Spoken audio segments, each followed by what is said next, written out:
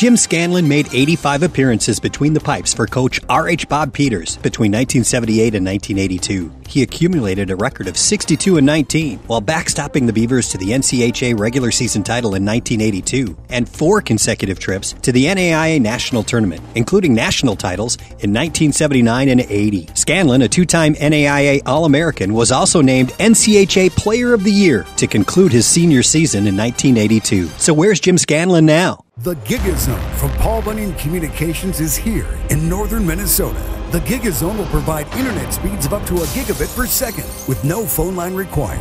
It's the GigaZone from Paul Bunyan Communications, and it's right here. After a brief pro career, Scanlon spent the next 30 years coaching at Western Michigan, North Dakota, and East Grand Forks High School. Now he's wrapping up his first season as head coach of the BSU women's program and has already led the Beavers to their largest single-season win total in program history. And that's where Jim Scanlon is now.